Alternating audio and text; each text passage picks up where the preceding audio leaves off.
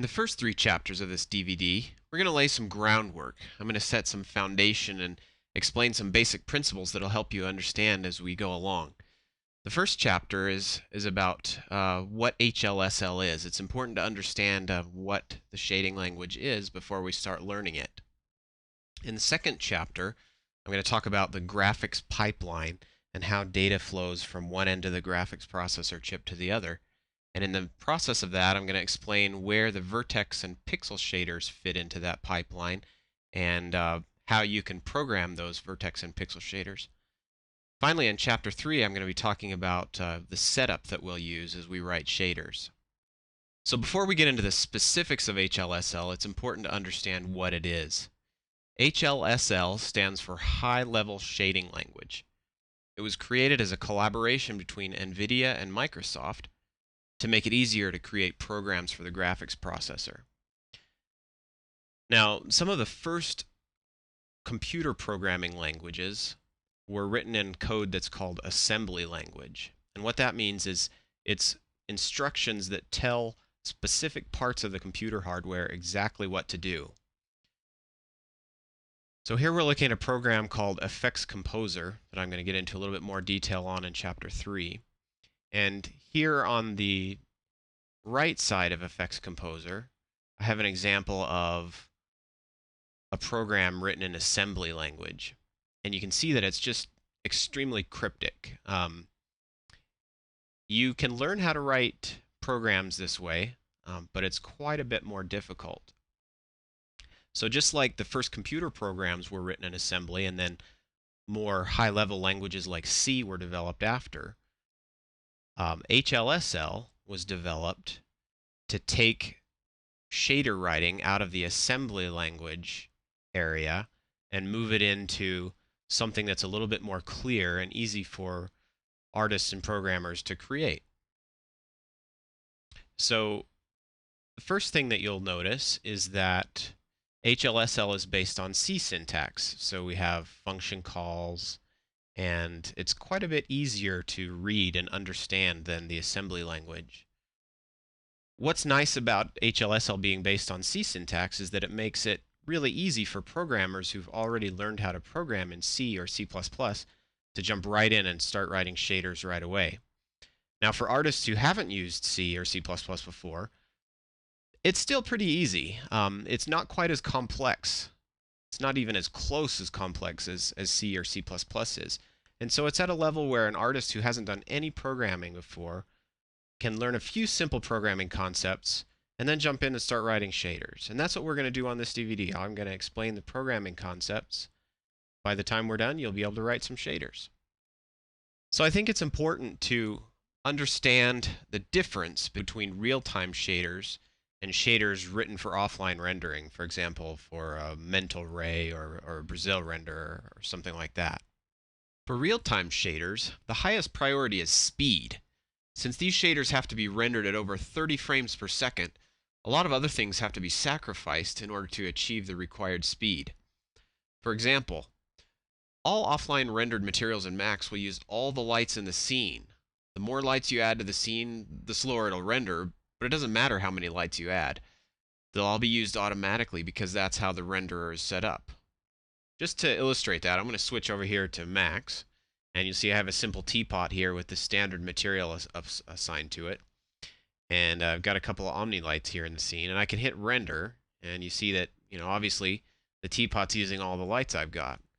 Now if I go over here to lights and just add a couple of more Omni lights, just throw some more Omni lights down there into my scene, you can see that, the render is automatically using all the Omni lights that I've added to my scene. If I look here in my scene selection, I've got 6 Omnis, and they're all being used in the renderer. And that's no big deal for an offline renderer because it can just take as long as it wants to, basically, to do the math. The goal with an offline renderer is convenience and also image quality, whereas the highest priority with a shader, a real-time shader, is the real-time speed. So let's switch over here to an example of a real-time shader that I've made, and we'll apply that shader to my teapot. I just have a simple brick texture here. And what you'll notice here in this control panel, and I'll talk more about these settings in an upcoming chapter, what you'll notice in this control panel is that I've got specific light slots. And in these drop downs, I can pick which Omni light in my scene I want to fill that slot. But what you'll see is that there are only 3. And what that means is that this shader is being rendered real time in the viewport, but it's only actually using 3 of the Omni lights in my scene. And the reason for that is each Omni light has to be specifically programmed into the shader so that the shader knows exactly what it's going to be doing, which lights it's going to be using. So that's one example of something that's less convenient in an HLSL shader, and so we're sacrificing that convenience for speed. It would be possible to create a shader in HLSL that would use a variable number of lights, but the additional code required for that would make the shader run slower, and every light you added would also make the shader run slower, so HLSL shaders trade convenience for rendering speed. Another example is textures. When you're using a standard Max material or most other offline material in Max, the objects render just fine whether or not you have textures in the slot. For example, let's assign our standard material to our teapot again. And you'll see under maps here that I've got no maps assigned at all, and yet when we render the teapot, it still shows up just fine with the lighting. However, if we jump over here to our real-time shader again, and we assign the real-time shader to the teapot, and let's say we have our diffuse texture applied here, the brick texture, but let's get rid of that just by dragging none up to that slot, and you'll notice that the teapot is now rendering black. Well, that's because there's no code in the HLSL shader to handle a case where there is no diffuse texture.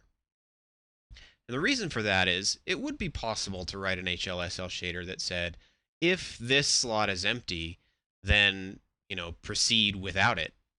However, that if statement would make the shader run slower. And since the whole idea of a real-time shader is fast rendering speed, we sacrifice the convenience of that feature for speed. So that's just 2 examples of features that are present in standard Max materials that don't work right in HLSL shaders, and the reason for that is because HLSL shaders have to run as fast as possible. So based on this understanding, you can probably see that when using HLSL to write shaders, it's best to write lots of short, efficient shaders that each do a very specific job. For example, if you have an object that doesn't need specular highlights, you should write a shader that doesn't do specular at all, instead of just leaving that map slot blank, for example. So it's better to write short, specific shaders than to write one big uber shader that does everything. Uber shaders are fine for offline rendering where convenience is more important than speed. But for HLSL shaders, fast is the whole point. So anything that slows it down has to be removed.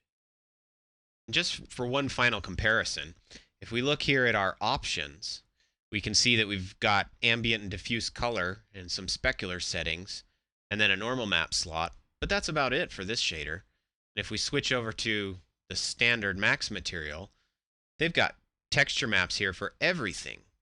So if we were going to write a shader like this in HLSL, we'd probably write one more specifically geared to exactly what the object we were working on needed, instead of having a material that just had all the possibilities. Anyway, so that's a little bit of an explanation of the difference between HLSL shaders and regular offline rendering materials. And the main difference is just in the priority. With offline materials for regular rendering, the priority is on image quality and user convenience.